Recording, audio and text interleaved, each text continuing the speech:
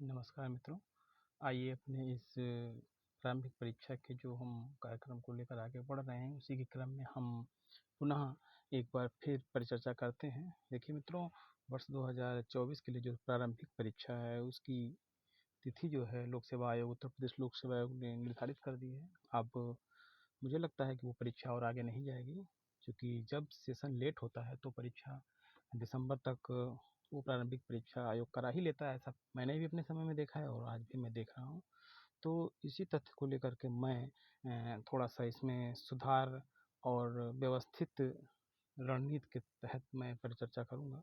वह यद्यपि मैं इंडियन कॉन्स्टिट्यूशन की इवोल्यूशन पर चर्चा कर रहा था कि किस तरीके से ईस्ट इंडिया कंपनी से ब्रिटिश गवर्नमेंट ने अपने अंतर्गत धीरे धीरे करके शासन को लेना आरंभ किया। उसमें किस तरीके से कॉन्स्टिट्यूशनल डेवलपमेंट हुए, और चूंकि हम लोग सिविल सर्विस में जा रहे हैं तो कॉन्स्टिट्यूशनल का डेवलपमेंट या रिफॉर्म या अमेंडमेंट, ऐसे आप कह सकते हैं, सिविल सर्विस में किस तरीके से हुआ। और जो बहुत सारे संस्थाएं भारत में विकसित हुई और वर्तमान में संस्थापित हैं, इस्टेब्लिश्ड हैं, जो कि ब्रिटिश लीगेसी ही है एक तरीके से, उसको हम अच्छे से देख लेंगे। तब हम कॉन्स्टिट्यूशन के जो विभिन्न प्रावधान है उसको इंटरलिंक करते हुए इसका अध्ययन करेंगे तो बहुत ही एक अच्छी तरीके से हमारी समझ विकसित हो जाएगी। हमने इसमें 1773 का रेगुलेटिंग एक्ट देखा था, पिट्स इंडिया एक्ट देखा था, उसके बाद 1833 का चार्टर एक्ट आया।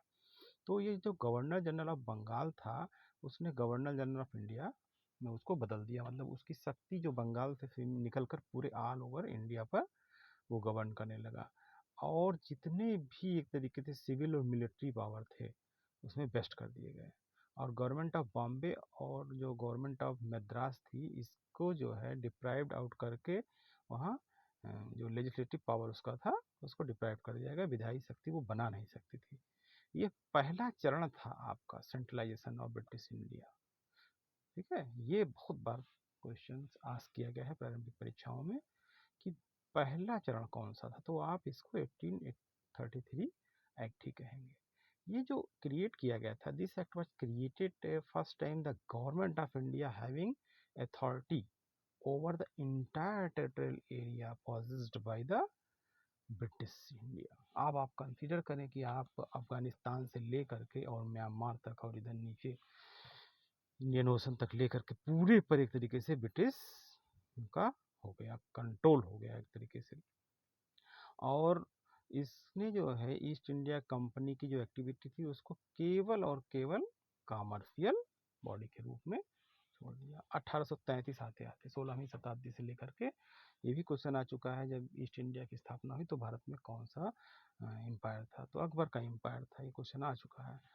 इसके बाद हम लोग 1853 का देखेंगे। ये एक अलग से आया था। इसने पहली बार सेपरेट कर दिया कि लेजिस्लेटिव और एग्जीक्यूटिव फंक्शन जो गवर्नर जनरल के, उसने इसको अलग अलग कर दिया। ये भी बहुत इंपॉर्टेंट क्वेश्चन है पॉलिटिकल फिनोमेनन से। ठीक है, इसने एक ओपन कंपटीशन की भी शुरुआत भारत में की। देखिए, बहुत सेलेक्टिव चीज में डाला गया है।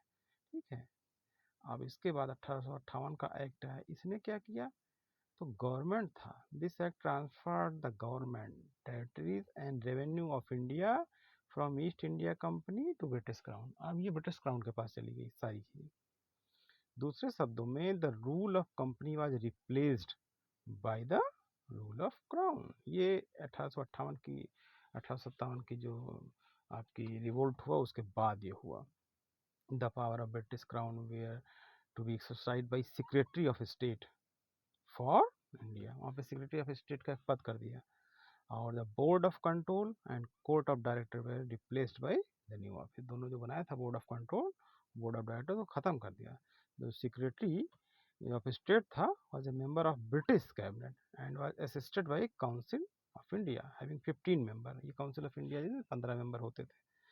और द ही मतलब जो आपका ये था सेक्रेटरी ऑफ स्टेट, उसमें vested with complete authority and control over Indian administration through the governor general as his agent. अब गवर्नर जनरल एजेंट हो गया। 1858 से मेन आदमी वो हो गया, मेन पर्सन वो हो गया। तो ये इस तरीके से समझ आप देखेंगे, तब जाके आपको ये समझ में आएगा किस तरीके से भारतीय संविधान का विकास हुआ, किस तरीके से ईस्ट इंडिया कंपनी आई और किस तरीके से ब्रिटिश हुकूमत ने उसको ओवरटेक कर लिया। तो ये इस तरीके से एक समझ विकसित करनी है। और जो मैं परिचर्चा कर रहा था कि हमारी रणनीति क्या हो, तो मित्रों 2 घंटे की जो 2 आवर की जो स्ट्रेटजी आपकी होती है वही अंतिम रूप से आपको सफलता प्रदान करती है। आप बहुत अच्छे से तैयारी करें और 2 घंटे में आपको तबीयत वहाँ गड़बड़ हो जाए या आपकी परिस्थिति कुछ ऐसी हो जाए या आप किसी ऐसे प्रश्न में उलझ जाएँ जो कि आप ना जान रहे हों, तो बहुत सारे फैक्ट्स होते हैं, बहुत सारे तथ्य होते हैं, उसको हम एक रणनीति के रूप में आपको बताएँगे। एक बहुत समरी में आपको कम समय में बता देते हैं, जो कि वीडियो लंबा हो रहा है। सबसे पहले प्रश्न को आपको देखना चाहिए सरसरी नज़र में, पूरे पन्ने को पलट करके, कोई पन्ना फटा तो नहीं है एग्जाम हॉल में मिलने के बाद क्वेश्चन। उसके बाद उसमें से ये देखना चाहिए कि हम कौन से क्वेश्चन बिल्कुल 101% श्योर हैं, उसको पहले टिक पेपर में लगा लें, अपने क्वेश्चन पेपर में, जैसा मैं करता था वैसा मैं बता रहा हूँ, और उसको तुरंत डार्कन कर लें, बहुत ध्यान में रखते हुए, क्योंकि पेन से आपको करना रहता है, नेगेटिव मार्किंग है, क्वेश्चन गलत होगा तो वो आपका गलत हो जाएगा। आप बहुत सावधानी से, अगर मान लीजिए 150 में 70 क्वेश्चन जानना है तो उसको पहले 70 कर लें, बिल्कुल डार्क कर लें।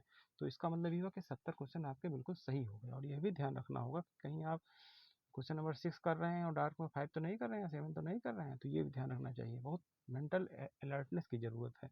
चूँकि ये बहुत ज़्यादा लंबा हो रहा है, इसलिए मैं इसको विराम करता हूँ।